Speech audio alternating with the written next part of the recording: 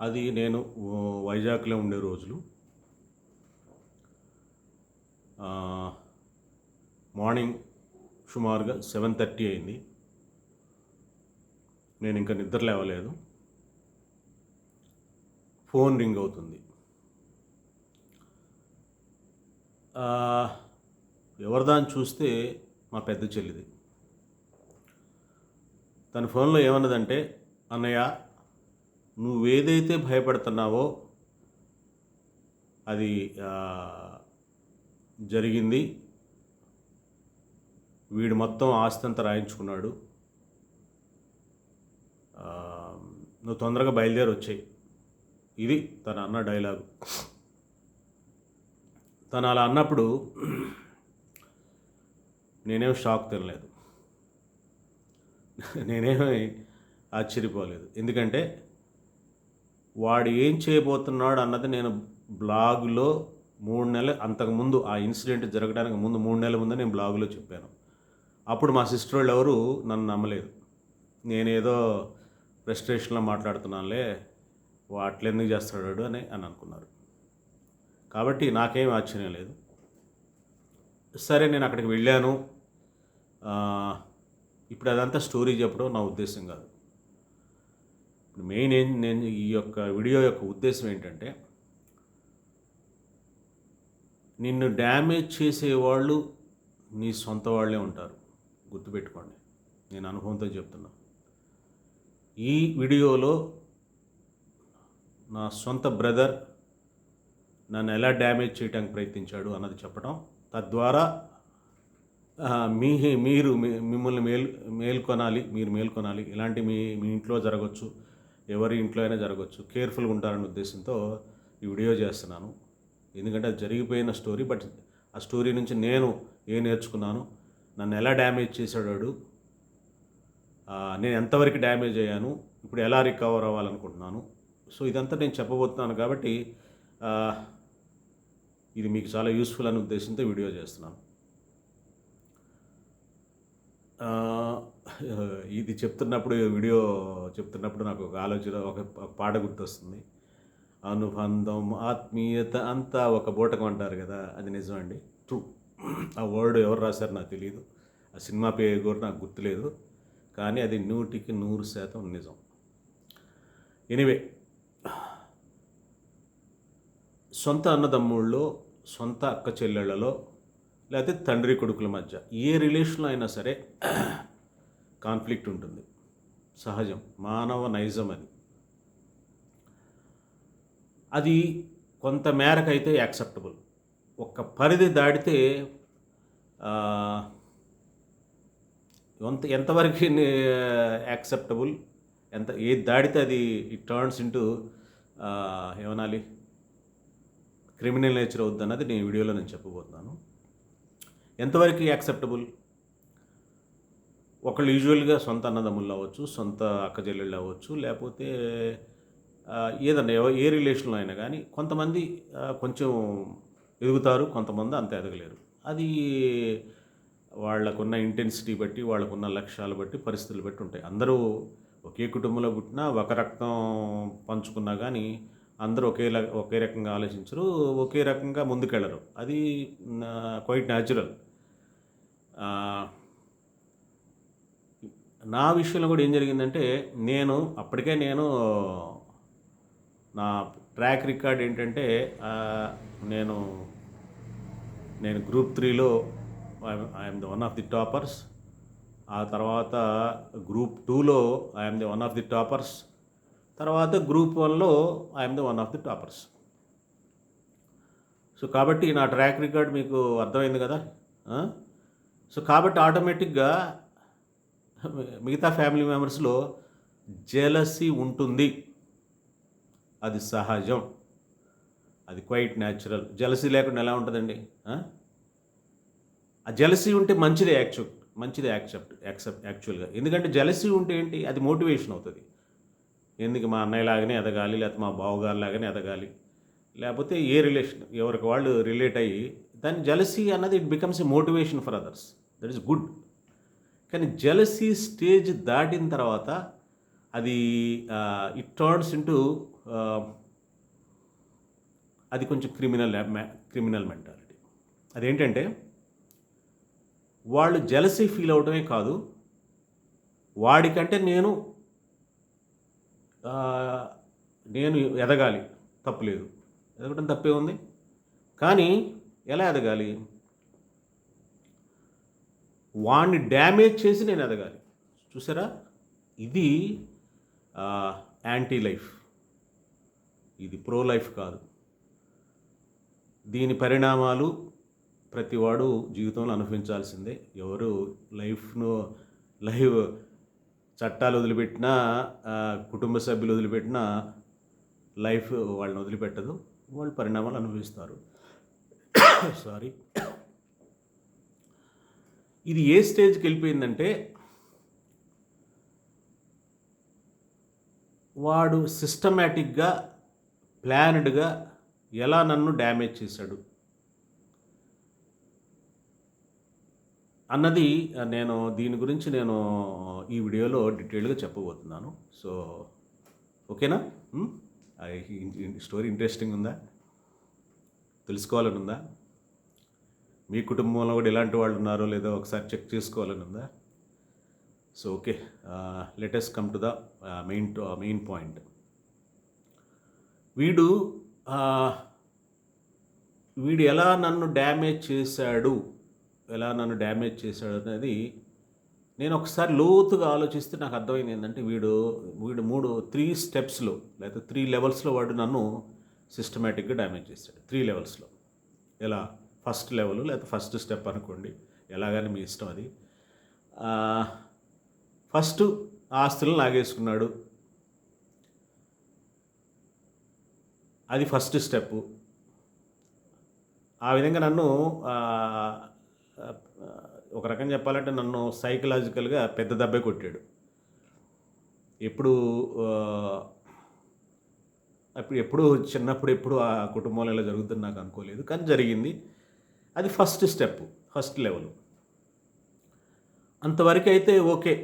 ఆ మనిషి దానివల్ల ఎఫెక్ట్ అయిన వాడు అంటే నేను తట్టుకోగలడు, నిలబడగలడు ఏదో ఒక రకంగా. ఎందుకంటే వాడికంటూ ఒక చరిత్ర ఉంది కాబట్టి, వాడికంటూ ఒక పొటెన్షియల్ ఉంది, వాడికి డ్రీమ్స్ చాలా ఉన్నాయి కాబట్టి వాడు తట్టుకోగలడు. కానీ సెకండ్ స్టేజ్కి వచ్చేసరికి ఏం జరుగుతుందంటే, ఇది కంప్లీట్గా అవతలని డ్యామేజ్ చేయడం అనమాట. ఎలా డ్యామేజ్ చేశాడో చెప్తారు. సెకండ్ ఏంటంటే, వాడు ప్రాపగేట్ చేశాడు. ఎందుకు ప్రాపగేట్ చేయాల్సిన అవసరం ఉంది? ఇప్పుడు ఎప్పుడైతే ఆస్తి రాయించుకున్నాడో, ఏది మన కుటుంబ వ్యవస్థ, కుటుంబ నామ్స్కి ఎగ్నెస్ట్గా ఆస్తి రాయించుకున్నాడో, వేరే వాళ్ళు అడుగుతారు కదా, అట్లా ఎట్లా చేసావు బాబు, ఎట్లా ఇది తప్పు కదా అని అంటారు. కాబట్టి దాన్ని జస్టిఫై చేసుకోవాలి. జస్టిఫై చేసుకోవాలంటే నన్ను బదనాం చేయాలి. ఎలా బదనాం చేశాడు? బిజినెస్ స్టార్ట్ చేశాడు అన్నయ్య, ఆ బిజినెస్లో ఫెయిల్ అయ్యాడు, ఈ ఆస్తు ఇంకా అవి కూడా లాగేసుకుంటాడు, కాబట్టి మా అమ్మ నాకు అది రాసిచ్చింది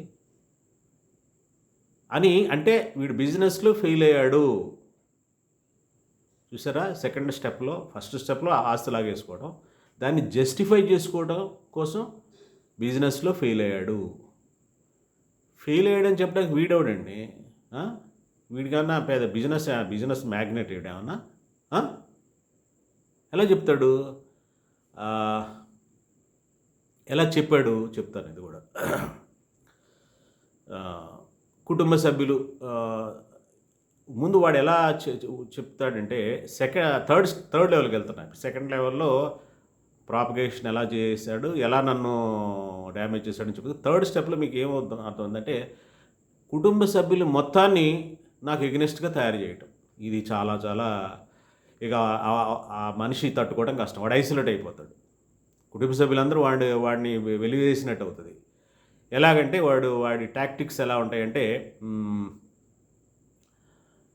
అవసరం ఉన్నా లేకపోయినా, చిన్న అకేషన్ ఉన్నా, ఆడ కుటుంబ సభ్యులు ఎవరైనా కానీ, అక్క అవ్వచ్చు, తమ్ముడు అవ్వచ్చు, బావ అవ్వచ్చు, ఏదన్నా రిలేషన్ అవ్వచ్చు, అక్కడికి వెళ్ళిపోతాడు. ఇన్విటేషన్ ఉన్నా లేకపోయినా వెళ్ళిపోతాడు. వెళ్ళిపోయి ఏం చేస్తాడు, అక్కడ అవసరమైతే 2-3 రోజులు తిష్ట కూడా వేస్తాడు. వేసి అక్కడ ఏం చేస్తాడు, వాళ్ళకి అన్నీ సహాయం చేస్తాడు. ఏ విధంగా? ఫిజికల్గా వాళ్ళకి సహాయం చేయొచ్చు, వాళ్ళకి ఆ పని చేయొచ్చు, ఈ పని చేయొచ్చు. ఈ అవసరమైతే ఫైనాన్షియల్ కూడా కొంచెం సపోర్ట్ చేస్తాడు అవసరమైతే. సో దానివల్ల అతను ఏమి చెప్పాలనుకుంటున్నాడు,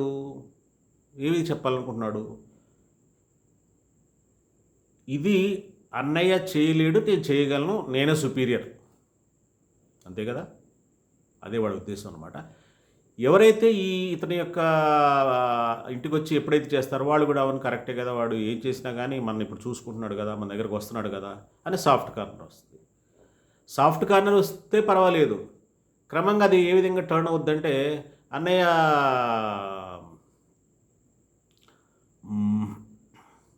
ఏం పట్టించుకోవట్లేదు అసలు, వీడు పట్టించుకుంటున్నాడు. చూసారా వాడి ప్లాన్ ఎంత ఎంత ఎంత ప్లాన్ ఎంత పకడ్బందీగా చేశాడు. ఫస్ట్ ఆస్తులు లాగేసుకున్నాడు, తర్వాత దాన్ని జస్టిఫై చేసుకోవడం కొరకు వీడు ఫెయిల్ అయ్యాడని చెప్పి చెప్పారు, మార్కెటింగ్ చేశారు.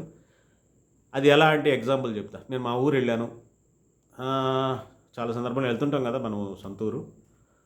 ఆ ఊరు వెళ్ళినప్పుడు నాకు అంతకుముందు చూసే కళ్ళు, ఆ బాడీ లాంగ్వేజ్ డిఫరెంట్గా ఉండేది. ఈ ఇన్సిడెంట్ జరిగిన తర్వాత ఆ కళ్ళు, బాడీ లాంగ్వేజ్ డిఫరెంట్గా ఉంది. ఎలా ఉండేది అంతకుముందు? ఎలా ఉండేది అంటే, ఏనాన్న ఎప్పుడు వచ్చావు, ఎలా ఉన్నావు, కొంతమంది అయితే బాగున్నారండి, ఎలా ఉన్నారు. సో రెస్పెక్ట్, ఎందుకంటే ఐఎమ్ ఫార్మర్ గ్రూప్ 1 ఆఫీసర్, లేకపోతే ఐఎమ్ ఏ పవర్ఫుల్ పర్సన్ కాబట్టి వాళ్ళు ఆ విధంగా వాళ్ళు స్పందించేవాళ్ళు, మనం కూడా రెసిప్రోకేట్ చేసేవాళ్ళం. ఎప్పుడైతే ఈ ఇన్సిడెంట్ జరిగిన తర్వాత వాళ్ళ బాడీ లాంగ్వేజ్ చాలా చేంజ్ వచ్చేసింది, వాళ్ళు చూసే కళ్ళు చాలా చేంజెస్ వచ్చింది. అబ్బా వీడు ఎందుకు ఎదురుపడుతున్నాడు, వీడితో ఏం మాట్లాడాలి, తప్పించుకుందామా అన్న కళ్ళు.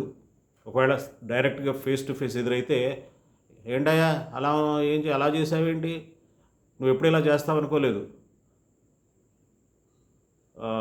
ఇలా ఇలా ఇలా నీకు దేవుడు మంచి అవకాశం ఇస్తే ఇలా ఎందుకు చేసావు, ఎవరు ఇష్టం వచ్చిన బాడీ ఎవరు ఇష్టం వచ్చిన వాడు మాట్లాడతారు. అంటే దాని అర్థం ఇంక క్రమంగా నేను 1-2 సార్లు వెళ్ళినప్పుడు అలాంటి పరిస్థితి వచ్చినప్పుడు, ఇంకొక ఎగ్జాంపుల్ కూడా చెప్తాను. నేను ఆఫీసర్గా ఉన్నప్పుడు నేను వస్తున్నానంటే మా తమ్ముడు గారు విజయవాడ వస్తాడు, కారు తీసుకొని నన్ను రిసీవ్ చేసుకోవడానికి వచ్చేవాడు. ఈ ఇన్సిడెంట్ జరిగిన తర్వాత నేను ఆ ఊళ్ళోకి వెళ్ళిన తర్వాత కూడా, నేను బస్ స్టాండ్లో బస్ దిగిన తర్వాత కూడా రిసీవ్ చేసుకోవడానికి రాలా. చూసారా తేడా ఎలా ఉంటుందో, బిఫోరు ఆఫ్టరు. కేవలం సరే ఇంటికి వెళ్ళిన తర్వాత వీడు ఎప్పుడు వెళ్తాడా, వీడు ఎందుకు వచ్చాడు, ఈ అబ్బాయి వీడితో తలనొప్పి. అంతకుముందు వెళ్ళినప్పుడు బిర్యానీలు అది ఇది రకరకాలుగా అసలు ఎంత ప్రేమను ఒలకబేస్తారంటే, అప్పుడు వెళ్తేనేమో వీడు ఎందుకు వచ్చాడని చెప్పి ఒకానొక సందర్భంలోనైతే ఆల్రెడీ వండేసి, ఎప్పుడో ఉదయం వండేసింది, సాయంత్రం నాకు సర్ది పెట్టేసేసారు. చూసారా ఎంత మైండ్, ఎంత సొంత బ్లడ్ అండి. మనీ ఉంటే పవర్ ఉంటే ఒక రకంగా చూస్తారు, మనీ లేకపోతే పవర్ లేకపోతే ఒక రకంగా చూస్తారు. ట్రూ నేచర్ ఇదండి. యాక్చువల్గా ఏంటంటే మనం ఏదో అనుబంధాలు, ఆత్మీయతలు, రిలేషన్స్ అనుకుంటాం, కానీ అది కేవలం కన్వీనియన్స్ కోసం ఉపయోగపడతాడే అనే ఉద్దేశంతో చేసే తప్పితే they are not true relationship. True relationship ఎలా ఉంటుంది చెప్పండి, మీరు చెప్పండి. ట్రూ లవ్ ఎలా ఉంటుంది చెప్పండి. అసలు ఎవరికన్నా ట్రూ రిలేషన్షిప్ ఉందా? మీ అందరూ అనుకుంటున్నారు నాకు అందరితో రిలేషన్షిప్ ఉంది, అందరు నన్ను ప్రేమిస్తారు అనుకుంటున్నారు. You are mistaken. అది జరగదు. ఇప్పుడు నా విషయంలో ఏం జరిగింది చెప్పండి. నేను బిజినెస్లో ఫెయిల్ అయ్యానని చెప్పాను. బిజినెస్లో ఫెయిల్ అవ్వడం ఏంటండి, మనకు ఎక్స్పీరియన్స్ లేకుండా కొంత ఒడిదుడుకులు వస్తాయి, దాన్ని తట్టుకొని నిలబడతాం. ఎంతమంది బిజినెస్ పెట్టిన వెంటనే సక్సెస్ వస్తాయి ఏంటి చెప్పండి. ఎలా వస్తుంది అలా బిజినెస్ పెట్టిన వెంటనే సక్సెస్ ఎలా వస్తుంది? అనుభవాలను బట్టి మనం నేర్చుకున్న తర్వాత మనం నిలబడటానికి ప్రయత్నిస్తాం. అదే కదా బిజినెస్ అంటే. ఒక్కసారి ఓవర్నైట్ బిజినెస్లో సక్సెస్ రాదు కదా, జస్ట్ ఫెయిల్ అయినట్టే లెక్క. నాకే ఆశ్చర్యం వేస్తుంది. నేను లాస్ట్ 5 yearsలో అసలు అసలు నేను ఎందుకు రాజీనామా చేశానో నేను మర్చిపోయాను. నా పర్పస్ ఆఫ్ లైఫ్ ఏంటో నేను మర్చిపోయాను. నేను ఎందుకు బ్రతుకుతున్నానో నేను మర్చిపోయాను. దీనంతటికి కారణం ఎవరు? వీడొక్కడే కాదు, ఇంకా చాలామంది ఉన్నారు. అవి కూడా నెక్స్ట్ వీడియోస్లో నేను చేస్తాను. ఎలా కార్నర్ చేస్తారు? ఇంకా పోతే మన ఎలా తక్కువ చేస్తారు తెలుసా? తక్కువ చేయడం బేసికల్గా తక్కువ చేయటం వాళ్ళ స్ట్రాటజీ ఎలా ఉంటుందంటే తక్కువ చేయడం, రెండవది నీ యొక్క యాంబిషన్ని చంపడానికి ప్రయత్నించడం, నీ యొక్క శక్తిని లేదా నీ పొటెన్షియల్ని చంపాలని చూడటం. ఇది బేసికల్గా కుటుంబ సభ్యులు చేసేది. ఎలా ఫర్ ఎగ్జాంపుల్ చెప్తాను, మీకు కొన్ని చెప్తే మీకు అర్థమవుతుంది. తక్కువ చేసి ఎలా మాట్లాడతారు? అవును, బిజినెస్ స్టార్ట్ చేశాడు, ఫెయిల్ అయ్యాడు, అయినా కానీ ఉద్దేశం మంచిది కాబట్టి రికవర్ అవుతాడు, లేకపోతే పర్వాలేదు, అతనికి ఆ స్ట్రెంగ్త్ ఉంది, ఆ రెసిలియన్స్ ఉంది, ఆ పవర్ ఉందని అని చెప్తే అది ట్రూ లవ్. అది నిన్ను ఎంకరేజ్ చేయటం. అలా కాకుండా మేము చెప్పినా వెళ్ళలేదు, ఇప్పుడు అనుభవిస్తున్నాడు అంటే దాని అర్థం ఆ డైలాగులు అది నిత్యం నేను వినే డైలాగు. అంటే దాని అర్థం ఏంటి? నీ యొక్క డ్రీమ్ను చంపటం వాళ్ళ ఉద్దేశం, నీ యొక్క పొటెన్షియల్ని చంపటం.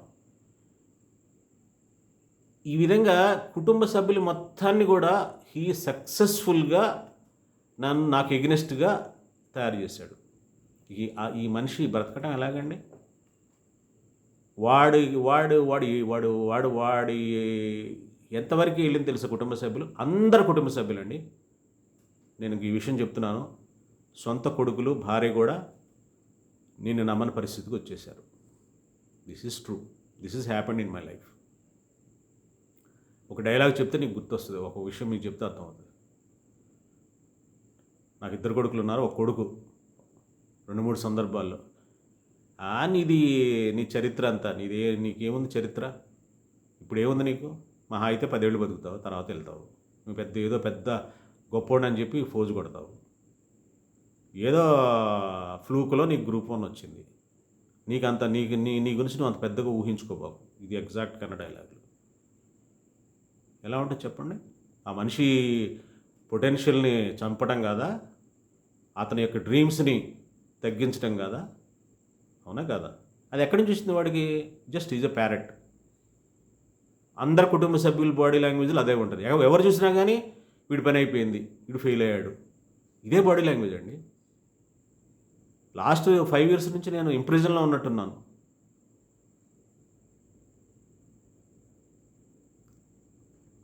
సో సొంత కుటుంబ సభ్యులు నిన్ను డ్యామేజ్ చేయాలని చూస్తారు, నీ యాంబిషన్ చంపాలని చూస్తారు, నీ కలలను చంపాలని చూస్తారు, నీ యొక్క పాత సక్సెస్ని, నీ యొక్క ట్రాక్ రికార్డ్ని అండర్మైన్ చేయడానికి ప్రయత్నిస్తారు, నేను తగ్గించడానికి ప్రయత్నిస్తారు. ఇది నేను జీవితంలో అనుభవ ప్రకారంగా నేర్చుకున్నది. కాబట్టి మీ అందరూ చాలా కేర్ఫుల్గా ఉండండి. మీ కుటుంబ సభ్యులు ఎవరున్నా కానీ అందరూ ఇలానే ఉంటారంటే జస్ట్ చెక్ చేసుకోండి. నేను జస్ట్ కాషన్ చేస్తున్నాను based on my life experience. అన్ని కుటుంబాల్లో అందరిలో ఉంటుందా లేదన్నది ఎవరికి వాళ్ళు ఆత్మవిమర్శ చేసుకుంటే మీకు ఇది నేను చెప్పిన ఈ వీడియో వల్ల మీకు బెనిఫిట్ జరుగుద్ది. కేర్ఫుల్గా ఉంటారు. నా అలాగా ఆల్మోస్ట్ డ్యామేజింగ్ స్టేజ్కి రాకుండా ఉంటారు. ముందుగానే మేలుకోవడానికి అవకాశం ఉంటుంది. ఇకపోతే చెప్పాల్సింది అనుకుని చెప్పుకున్నాను. కానీ ఇట్లా చేయటానికి మూల కారణం ఏంటంటే రూట్ కాజ్, మోటివ్ ఏంటి అసలు? యాక్చువల్గా ఇలా ఎందుకు చేస్తారు? మైండ్స్ ఇలా ఎందుకు ఆపరేట్ అవుతాయి అంటే బేసికల్గా నేను ఇన్ఫీరియారిటీ, సుపీరియారిటీ కాంప్లెక్స్ అనే వర్డ్స్ని వాడకుండా నేను రెండు నా వేలో నేను ఎక్స్ప్లెయిన్ చేయడానికి ప్రయత్నిస్తాను. అదేంటంటే స్మాల్ మైండ్, బిగ్ మైండ్. ఇది బేసికల్గా మనుషుల్లో 2 రకాలు ఉంటారు, ఇంకా 100 రకాలు లేరు. Small mind, big mind. Small mind అంటే ఏంటంటే అలాంటి వాళ్ళే ఇలా ఆస్తులు లాగేసుకోవాలనుకుంటాం. స్మాల్ అంటే ఏంటి అసలు? స్మాల్ బిగ్ మైండ్కి డిఫరెన్స్ ఏంటి అనేది మీరు చాలా కేర్ఫుల్గా అబ్జర్వ్ చేయండి. ఈ విషయాలు అర్థం చేసుకోండి. స్మాల్ మైండ్ అంటే ఏంటంటే వ- నేను నేను నేను హ్యాపీగా ఉంటే నాకు సరిపోద్ది. ఇది స్మాల్ మైండ్. బిగ్ మైండ్ అంటే ఏంటి?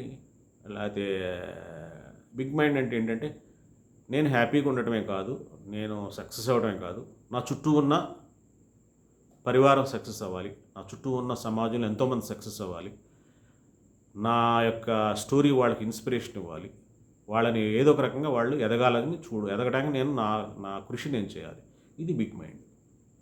స్మాల్ మైండ్ ఏంటంటే నేను మాత్రమే సక్సెస్ అవ్వాలి, ఇతరులు సక్సెస్ అవ్వకూడదు, ఒకవేళ వాడు సక్సెస్ అవుతున్నా వాడిని నేను ఏదో ఒక రకంగా తొక్కేసేయాలి. ఇది small mind. I'm small mind and ఈ స్మాల్ మైండ్ ఉన్న వాళ్ళకి ఏం జరుగుద్దంటే తాత్కాలికంగా కొన్ని కేసుల్లో వాళ్ళు సక్సెస్ అవ్వచ్చు, కానీ ఈవెన్చువల్గా అల్టిమేట్గా the can't run away from the life. ఎలాగంటే వాళ్ళలో ఆ గిల్టీనెస్ ఉంటుంది, ఆ గిల్టీనెస్ వాళ్ళని చంపేస్తుంది. ఆ గిల్టీనెస్ ఎన్ని వాళ్ళు షోకేస్ చేసినా, ఎంత షోకేస్ చేసినా కానీ ఆ గిల్టీనెస్ అన్నది వాళ్ళని లోపల అంతర్గతంగా వాళ్ళకి డిసీజులు వస్తాయి. ఎందుకు వస్తాయి చెప్పండి? స్మాల్ మైండ్ అంటే పెయిన్ అండి. ఆల్వేస్ స్ట్రెస్ఫుల్ లైఫ్, ఆల్వేస్ కంగారులో ఉంటారు, ఆల్వేస్ స్ట్రెస్ఫుల్గా ఉంటారు. ఎందుకంటే వాడికి ఎదుటోడు ఎదుగుతాడేమో, నాకంటే ఎదుగుతాడేమో, లేదా ఎదుటివాడు నేను ఎలా పడేయాలి, ఇదే మనస్తత్వం స్మాల్ మైండ్ అంటే. 24 గంటలు స్ట్రెస్లోనే ఉంటాడు. స్ట్రెస్లో ఉన్నవాడికి రోగాలు రావా? వస్తాయి, డెఫినెట్గా వస్తాయి. ఇప్పుడు నాకు 60 సంవత్సరాలు, నేను ఇంతవరకు హాస్పిటల్కి వెళ్ళలేదు. నేనేదో గొప్ప కోసం చెప్పట్లేదు, I'm telling the fact. Big mind అంటే ఏంటి? ఎందుకు నాకు ఈ సీక్రెట్ ఆఫ్ మై హెల్త్ కానీ ఈ యొక్క స్ట్రెంగ్త్ కానీ ఎక్కడి నుంచి వచ్చింది? నేను మొదటి నుంచి కూడా నేను మాత్రమే కాదు, నా కుటుంబ సభ్యులందరూ ఎదగాలని కోరుకున్నాను. అందరికీ నేను చేయాల్సిన సపోర్ట్ నేను ఇచ్చాను. అది ఇప్పటికీ ఇస్తున్నాను, అది ఇప్పటికీ ఇస్తాను. అసలు నేను రాజీనామా చేసిన పర్పసే ఎనఫ్, నేను డిపార్ట్మెంట్లో ఎనఫ్ పేరు సంపాదించుకున్నాను, సమాజానికి ఏదన్నా మేలు చేద్దాం, నా ద్వారా సమాజానికి మేలు జరగాలి, అది నా ఉద్దేశం.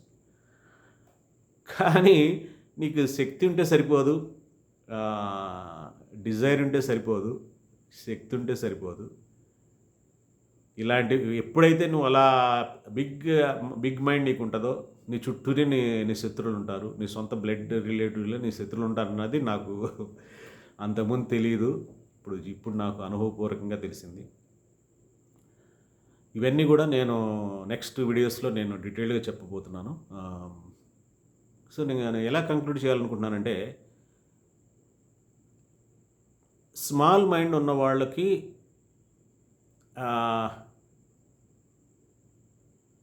డెఫినెట్గా కష్టాలు తప్పవు, గుర్తుపెట్టుకోవాలి.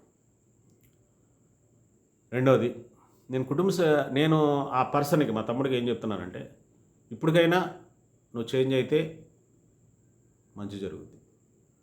నేను చేంజ్ అవ్వను, నా తప్పు నేను ఒప్పుకోను, I'm always right, I'm always superior అనుకుంటే, దుర్యోధనుడికి దుశ్శాసనుడికి ఏమైందో మీకు భారతం స్టోరీలో చూశారు కదా, అవునా? తప్పు చేసిన వాడికి శిక్ష తప్పదు, గుర్తుపెట్టుకోండి. ఇది నేను మా బ్రదర్కి మారాలి అనే ఉద్దేశంతో చెప్తున్నాను. మారతాడా లేదో వాడి ఇష్టం. ఇతర కుటుంబ సభ్యులకి నేను చెప్పేది ఏంటంటే, ఇతర కుటుంబ సభ్యులకి మీరు వాడు చేసేదాన్ని నిరోధించలేకపోయారు, ఓకే? అది తప్పని తెలుసు, అది అధర్మం అని తెలుసు, దాన్ని నిరోధించలేకపోయారు. ఇప్పుడు ఈ పాపంలో మీరు కూడా పాల్పంచుకున్నారు. కర్ణుడు, భీష్ముడు, ద్రోణాచార్యుడు కురుక్షేత్రంలో ఎందుకు చంపబడ్డారో మీకు తెలుసా?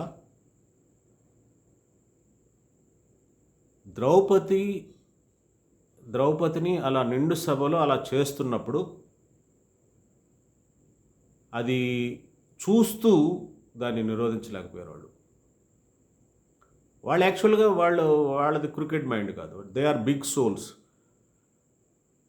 చాలా చాలా బిగ్ మైండ్స్ అవి బేసికల్గా, not small minds, they are very big minds. కానీ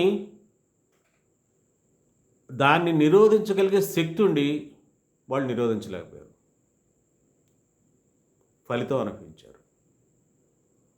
సో నేను కుటుంబ సభ్యులకు చెప్పేది ఏంటంటే, నిరోధించలేకపోయారు, ఓకే, జరగాల్సింది జరిగిపోయింది, ఫైన్, మంచిది. కానీ ఇప్పటికీ కూడా వాడి స్టోరీలో మీరు అంతర్భాగం అయ్యారు, గుర్తుపెట్టుకోండి. వాడి స్టోరీ ఏంటి తెలుసా? అన్నయ్య ఫెయిల్ అయిపోయాడు, అన్నయ్యకి లెగవడం, నేనే సుపీరియర్, నేనే కింగ్. మీరు కూడా అదే నమ్ముతున్నారా? వాడి స్టోరీలో మీరు కూడా అంతర్భాగం అవుతున్నారా? నేను అందరి కుటుంబ సభ్యులను ప్రశ్నిస్తున్నాను, నా పిల్లల్ని ప్రశ్నిస్తున్నాను, నా భార్యని ప్రశ్నిస్తున్నాను, అందరికీ నేను అడుగుతున్నాను. ఇజ్ ఇట్ ఇది ఒక ఒక ఒక యాంబిషన్తో, ఒక పొటెన్షియల్ ఉన్నవాడిని మీరు ఇచ్చే జడ్జిమెంట్ ఇదా?